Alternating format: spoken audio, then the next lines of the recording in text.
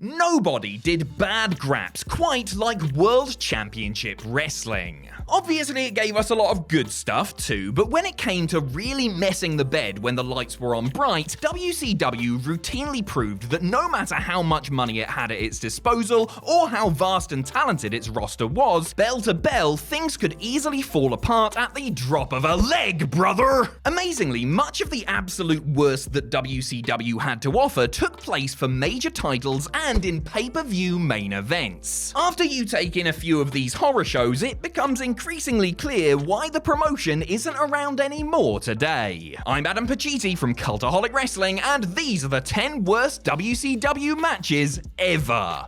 Join us!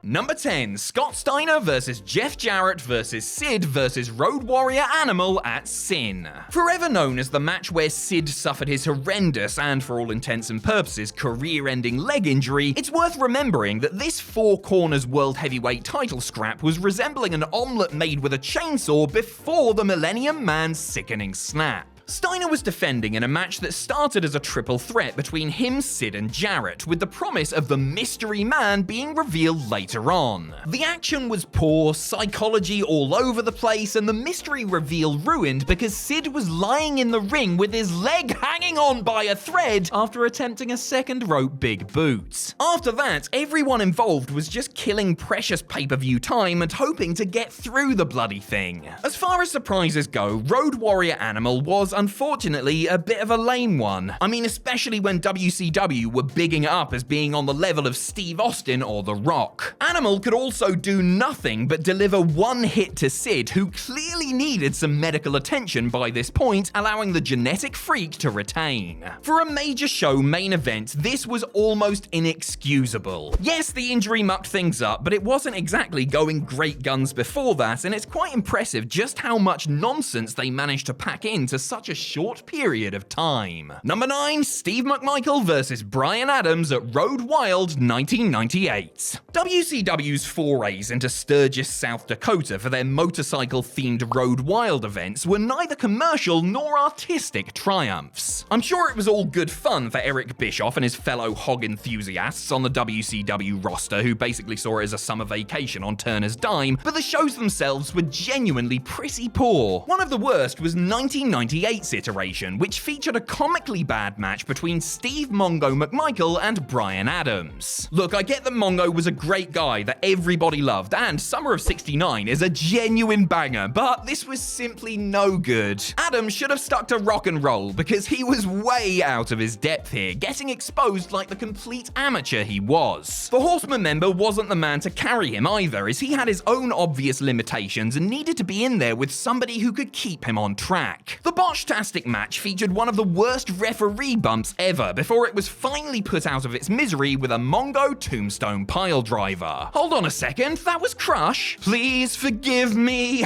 I know not what I do. Number 8, Randy Savage vs Hulk Hogan at Uncensored 1998. Notorious frenemies Randy Savage and Hulk Hogan continued their Mega Powers tag team in WCW before inevitably they began feuding. And the magic of, say, the WrestleMania 5 main event seemed a long way off when the Hulkster and the Macho Man locked horns in WCW. Headlining 1998's Uncensored in a cage match, Savage and Hogan looked like the knackered aging men that they were, lazily shuffling about at half speed before resorting to desperate measures in a last gasp attempt to generate interest. Both men ended up bleeding buckets, a rare sight in the PG-rated WCW, but nobody cared. The referee even let them out of the cage door in order to brawl at ringside, but fans remained disinterested, and who could blame them? Credit to Savage for delivering an axe handle from the top of the cage, given the state of his famously knackered knees at the time, but that was a lone bright spot in a turgid so-called contest. Oh, and it ended in a no contest too, because screw you, paying customer, and screw anyone who thinks a pay-per-view main event cage match should have a decisive finish. Number 7, Rick Rude vs Masahiro Chono at Halloween Havoc 1992. You know, know, somebody should have sensed something was wrong when Rick Rude showed up without facial hair. The clean-shaven, ravishing one took on New Japan star Masahiro Chono for the NWA Heavyweight title at Halloween Havoc 92 in a match where both competitors were allowed to choose a referee. Chono picked his countryman Kensuke Sasaki, while Rude opted for Harley Race. Ole Anderson flipped a coin prior to the match to determine which ref would be in the ring and which would be outside. Oh, sounds like we could be in for some excitement here, right? Wrong. Very wrong. This match is the antithesis of excitement. Filing tax returns is more exciting than sitting through this rest hold-filled abomination. Seriously, by the 10th chinlock, you will be crying out for some wet paint so that you can watch it dry. The fans in Philadelphia evidently chose to make their own entertainment during this slog, as a fight broke out in the audience. And I guarantee that that fight contained way more action than this match, which was not only boring, but lasted a ridiculous 22 minutes and 23 seconds,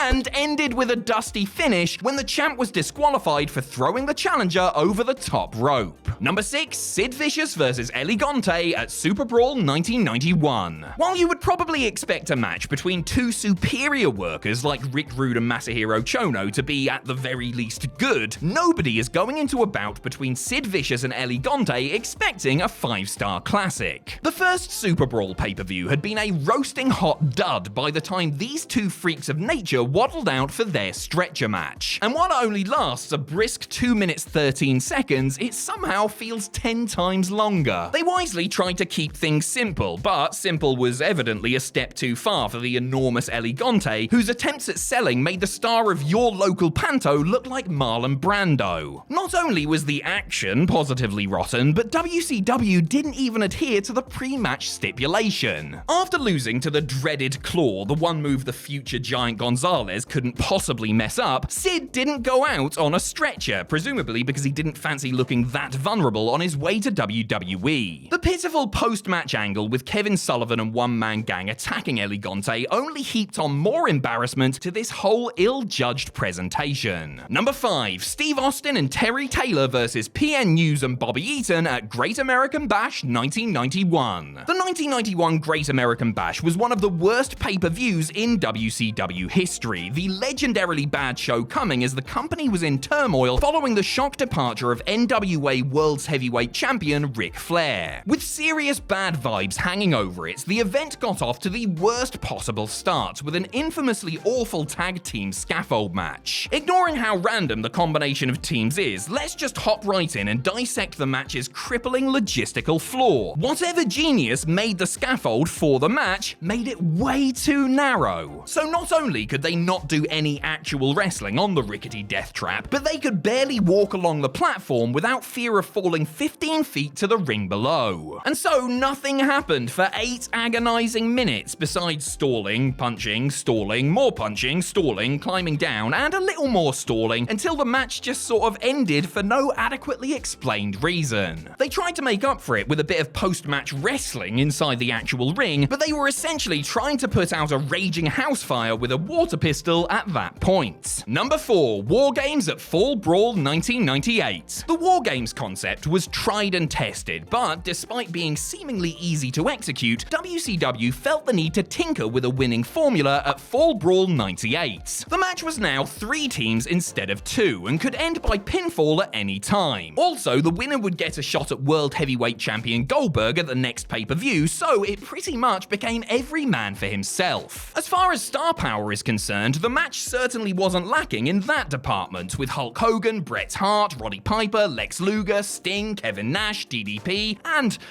Stevie Ray throwing down in the 2 cages. The Ultimate Warrior was also in the match, though he only turned up for the brain cell destroying finale and to meekly brawl to the back with Hulk Hogan and his perennial coattail rider Ed Leslie. Honestly, you would think with so many heavy hitters and a gimmick to work with and all the rest of it that this match would be compelling in some way, but it just wasn't. Nobody cared, not the wrestlers involved, the fans watching, or the poor announcers who spent much of the match's runtime trying to make sense of the nonsensical. Number 3, Vampiro vs. Sting at Great American Bash 2000. WCW was circling the drain by the summer of 2000, with head writer Vince Russo evidently making it his life's mission to speed up the company's demise by presenting a show without a single single redeemable quality. The vast majority of 2000's Great American Bash was bad, awful, terrible, horrendous, or otherwise appalling. But the Human Torch match between Vampiro and Sting was beyond insulting. To win the match, one man had to take another by the entrance stage and light them on fire with a torch. Sting started the match by changing the rules, because why not make things even stupider, bro? By hoisting the torch to the top of the entrance set and telling Vampiro he would have to go up there if he wanted to make him extra crispy. The actual match portion, such as it was, could best be described as meandering before they scaled the set, with Sting taking a bump onto some cardboard on the way up in preparation for the big flaming finish. With the lights flickering and spooky music playing over the PA system, Vampiro set fire to what was obviously a stuntman in Sting paint before the poor bloke did his best Jeff Hardy impression and WCW crew members tried desperately to disguise his identity. Number 2, Hulk Hogan and Randy Savage versus the Alliance to End Hulkamania at Uncensored 1996. Before Hogan became cool, debatable, by turning heel and forming the New World Order, he was responsible for some of the absolute worst stuff that WCW ever put out there. I mean, he was still responsible for that when he traded in the red and yellow for the black and white, but Hollywood Hogan was good value for a minute or two at least. Hogan's popularity as the all-conquering babyface hero was seriously starting to wane when the Doomsday Cage match main event from Uncensored 96 just about put an end to Hulkamania. Well, for the time being at least. It would take something like a leaked audio tape to finish the job, I reckon. Not that the Noble Alliance to End Hulkamania, that's Ric Flair, Arn Anderson, Meng the Barbarian, Kevin Sullivan, Lex Luger, Z-Gangster, and The Ultimate Solution, actually won this 8-on-2 handicap shambles. Oh no.